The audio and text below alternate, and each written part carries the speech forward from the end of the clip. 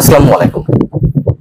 জাতিসংঘ পশ্চিমাদের কতটা তুলবিবাহক হিসেবে কাজ করে সে কথা আমরা সবাই জানি, নতুন করে কিছু বলার নেই। কিন্তু এই মুহূর্তে যুক্তরাষ্ট্রের এজেন্ডা বাস্তবায়নে বৈশ্বিক এই সংস্থা বাংলাদেশকে কতটা নগ্নরূপে ব্যবহার করছে তার স্বরূপ তারা নিজেরাই উন্মোচন করছে।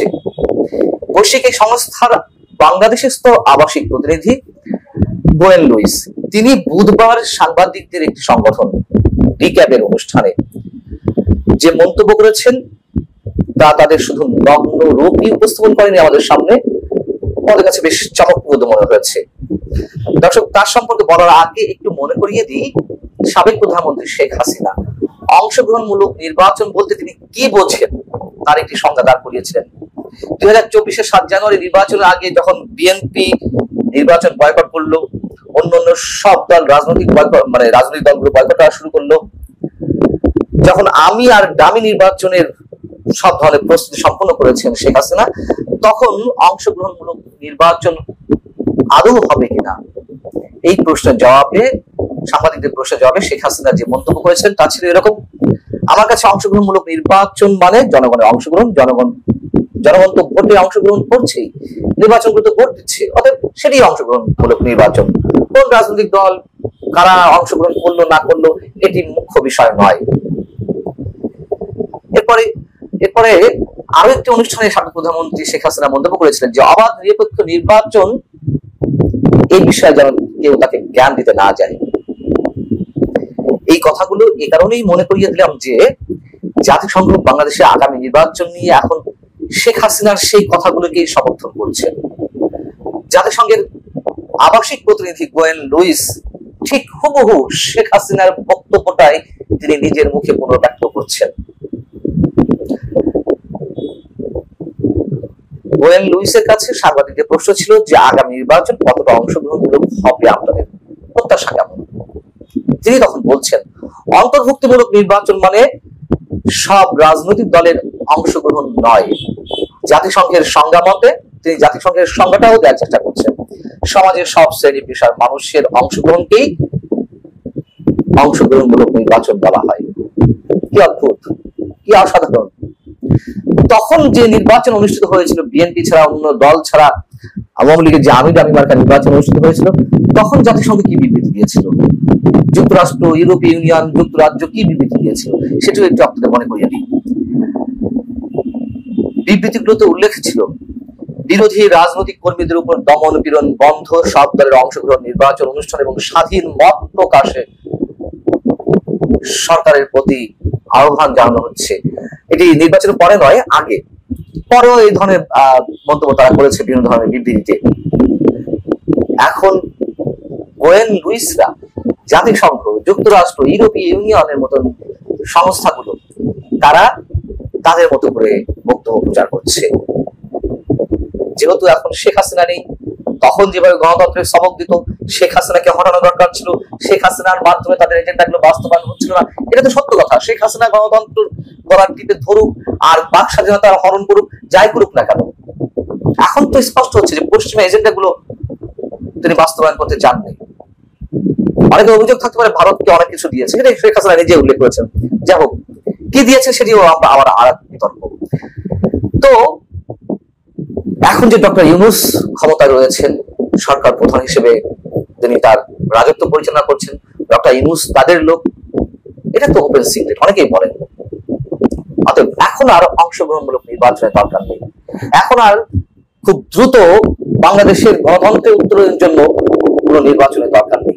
ইউরোপীয় ইউনিয়ন যেভাবে কদিন আগে ব্ল্যাঙ্ক চেক দিয়ে দিল ডক্টর মোহাম্মদ ইউনূসকে, যে সংস্কারের জন্য যতটা সময়ের প্রয়োজন তারা ডক্টর মোহাম্মদ ইউনূসকে সেই সময়টি দিতে চায়, ঠিক একইভাবে জাতিসংঘ বুধবারও তাদের মানসিকতার বহিঃপ্রকাশ ঘটিয়েছে। গোয়েন লুইস বলছেন সাংবাদিকদের এক প্রশ্নের জবাবে, নির্বাচন আগে না সংস্কার আগে এটি বাংলাদেশের জনগণ, সরকার ও রাজনৈতিক দল ঠিক করবে, জাতিসংঘ নয়। জাতিসংঘ মনে করে সুষ্ঠু অবাধ নির্বাচন নিশ্চিতে তারা যে কোনো সহায়তা করবে। বাংলাদেশের নির্বাচন বাংলাদেশের জনগণের উপর নির্ভর করবে, সরকার রাজনৈতিক দলগুলোর উপর নির্ভর করবে, তাহলে এতকাল কেন সবক দিয়ে আসা হয়েছে? কেন 2024 আগে এতটা তৎপর ছিল? কেন বাংলাদেশের আন্দোলন নিয়ে জাতিসংঘ সেনাবাহিনীকে পর্যন্ত সতর্কতা জারি করে? এগুলো তারা নিজের মুখে বলেছে। নির্বাচন প্রসঙ্গে গোয়েন লুইস আরো বলছেন, বাংলাদেশের নির্বাচন অনুষ্ঠানের বিষয়ে জাতিসংঘ কোনো ভূমিকা পালন করতে পারে না। নির্বাচন অনুষ্ঠানের বিষয়টি রাজনৈতিক সিদ্ধান্ত। সেই কথা আবার ঘুরিয়ে ফিরিয়ে বলছেন। অর্থাৎ আমরা করিডোরের বিষয়ে জানি, আমরা বন্দরগুলো বিদেশি কোম্পানিগুলোর হাতে তুলে দেওয়ার বিষয়টি নিয়ে যে তুমুল বিতর্ক, সে সম্পর্কে নানা ধরনের কথাবার্তা বলছি বা বলা হচ্ছে বিভিন্ন জায়গা থেকে। এবং গোয়েন লুইসের এই বক্তব্যের মধ্য দিয়ে আবারও প্রমাণিত হলো সরকার এখনো পর্যন্ত করিডোর কিংবা বন্দর ইস্যুতে অথবা পশ্চিমাদের যে বিভিন্ন ধরনের এজেন্ডা রয়েছে সেগুলো বাস্তবায়নের ক্ষেত্রে এখনো পর্যন্ত পিছপা হয়নি। সরকার অনেক কিছুই লুকোচুরি করছে। সরকার সংশ্লিষ্ট অনেককে বাদ দিয়ে তারা নিজেদের মতো সিদ্ধান্ত গ্রহণ করছে। কোন প্রকার কোন ধরনের আলোচনা রাজনৈতিক দলগুলোর সঙ্গে করছে না, সেই অভিযোগ যেমন রয়েছে। অবশ্যই সেনাবাহিনীর পক্ষ থেকেও সেনা প্রধান সেটি স্পষ্ট করে গত 21শে মে তো তিনি উচ্চারণ করেছেন যে সেনাবাহিনীকে অন্ধকারে রেখে সরকার বিভিন্ন ধরনের সিদ্ধান্ত গ্রহণ করছে। আরো একটি স্পর্শকাতর বিষয়ে কথা বলেছেন। ঢাকায় জাতিসংঘ মানবাধিকার বিষয়ক অফিস স্থাপনের বিষয়টি চূড়ান্ত বলে তিনি জানিয়েছেন। যখন জাতিসংঘের মহাসচিব অ্যান্টনিও গুতেরেস বাংলাদেশ সফর করে গেলেন, তখনই একটি কথা উঠেছিল যে বাংলাদেশে জাতিসংঘ তাদের অফিস স্থাপন করতে চায়। এটি নিয়ে তখন তুমুল হইচই উঠেছিল এবং সেই হইচইয়ের মুখে পড়ে সরকার খানিকটা নীরব হয়েছিল।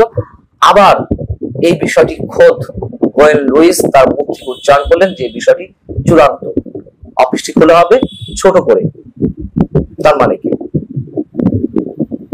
তার মানে হচ্ছে এখানে জাতিসংঘের অফিস খোলা হতে যাচ্ছে।